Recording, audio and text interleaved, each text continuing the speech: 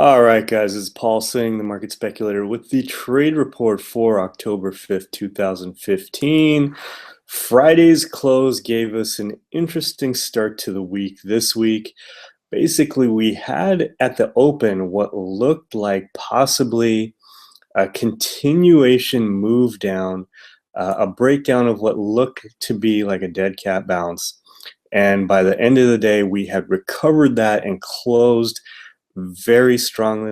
Don't let the 1.5% move fool you, which is actually a decent move, but really it's much bigger than that in the sense that we reversed the negative reaction. There was some concern about the jobs report, but the way we recovered is actually a positive here. So far we have not retested these August 24th lows, which correspond with the 2014 intraday lows.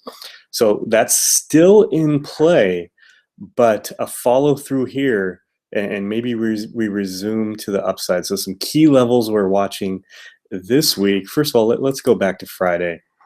And we can see here, the late day move came once we filled the open gap from the day before. We had this big move down. The rest of the day we were filling. Looked like we were going to fill the gap and maybe continue to the downside, but that was a bit of a fake out intraday, and we had this very strong close, good volume coming in at the end of the day. And to continue that, we're set to open pre-market here. 0.68, not huge, but again, that is a positive. And for those of you in the oil trade that were in, up about 1.2% before the open. So that's good also. And we're about 50 minutes away from the open here. But going back here, nice strong close on Friday. Now the key levels we're going to be looking at this week is we want to see a follow through here. Now, depending on how volatile we are, some of these levels of resistance could be in play here. We still have an open gap here at 203.90. If you are making some long plays here, that would be a good target. And there's the moving average also, which these days on the indexes aren't quite as important as these gaps are. So we're going to watch around 203.90, 204 very closely. If we can clear that, I would say we can start to get bullish. Right now, we've been in slightly bearish mode. Friday kind of changes things to maybe we get back to neutral here.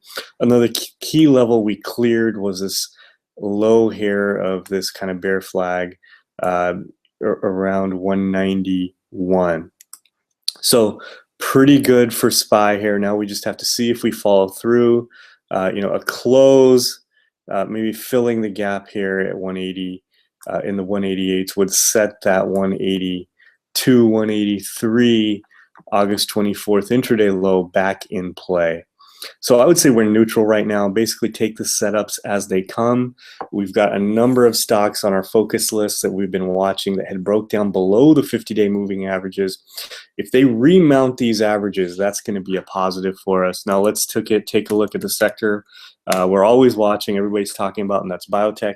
Big move, almost 3.5% on Friday. Again, giving up the intraday pullback, closing very strongly. And there are a number of biotech stocks. If we look at the leaders from Friday, a lot of them were biotechs.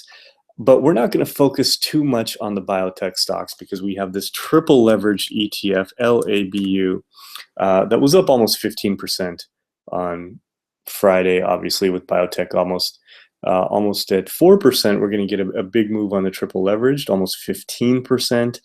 And really not too many biotech stocks that are going to beat the inverse, not the inverse, the leveraged ETF here. So we're going to stick with the leveraged ETF if we trade biotech to the long side, maybe on a little bit of pullback just to get a little better value. But we're not entirely bullish here.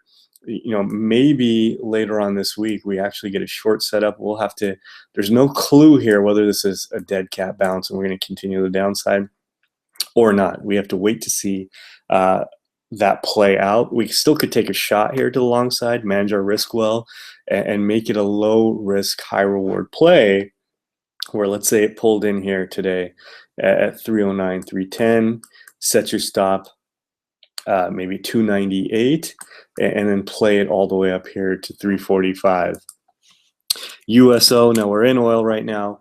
Pattern still looking very good. We had this big run up. Now we've consolidated on lower volume.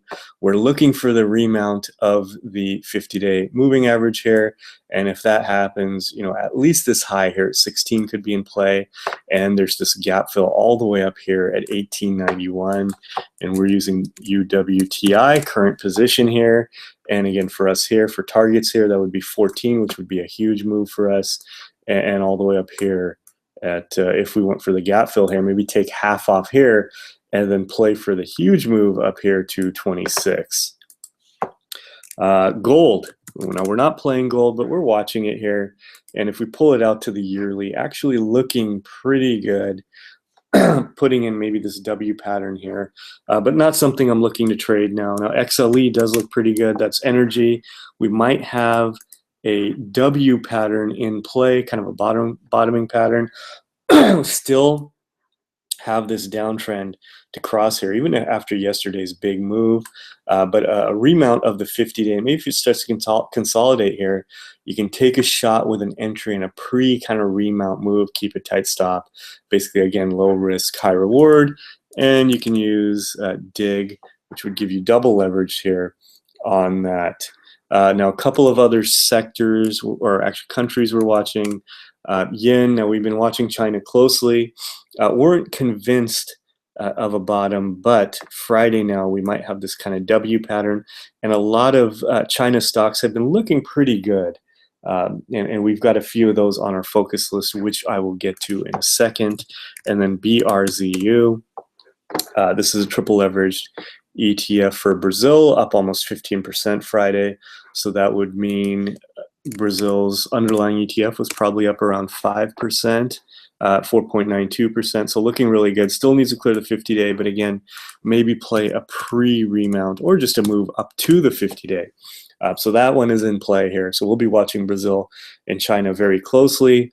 Focus list stocks, some new ones on the list, which have been on it before. Win broke its really strong downtrend, huge move on Friday, which I actually day traded. You can see really quick here where I had a couple of my entries, basically an open range breakout and a couple of exits there. But going back to the swing, nice strong move. We want to see a little bit of a pullback, some consolidation. Maybe we can play a run up to the 50-day moving average. Now our China stocks, we're only going to watch two of them because we've got Yen, the triple leverage ETF we're watching, and then BITA clearing the 50-day moving average. A little bit of a pullback here would set us up for a decent entry. Looks like it could be bottoming here if we pull it out to the yearly. And then SINA, very similar pattern here. Again, we don't want to chase, maybe a little bit of a pullback. Another addition here, which we have been watching in the past, is FCX.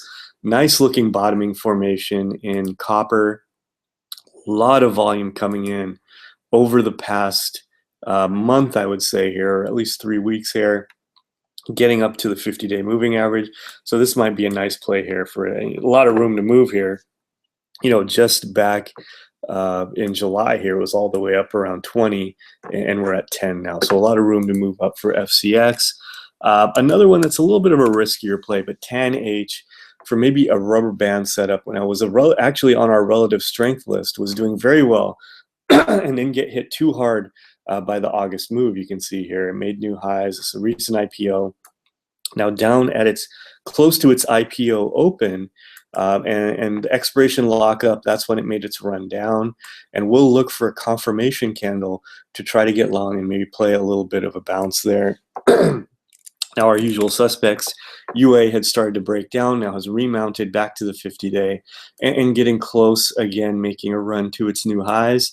So this could be a play here on the remount. Buffalo Wild Wings put in a hammer kind of pattern here just under the 50-day. So a close up here above there would set us up for a move to new highs.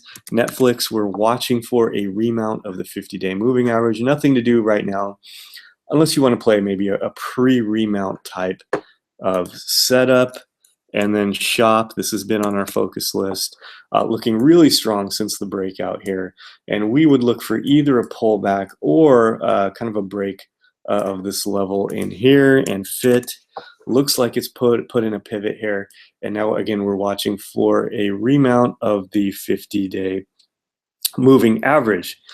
So that's it for the focus list. Again, maybe slightly bullish after Friday's move. We probably want to wait for a little bit of a pullback to enter, and then we will adjust accordingly with the market this week. If this move fails.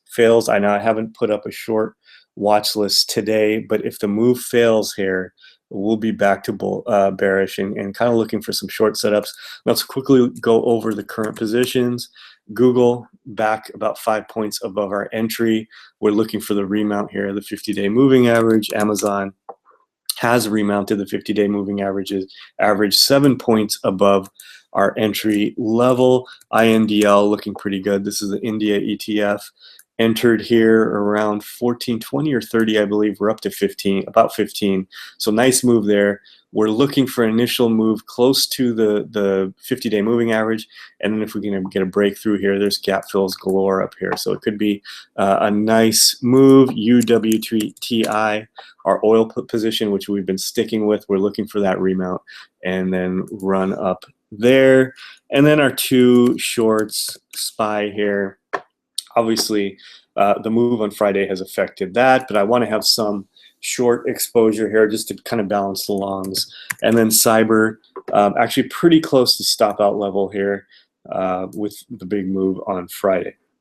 So that's it for the trade report. For those of you watching this for the first time, you can take a free trial at bullsonwallstreet.com and go to part-time trader.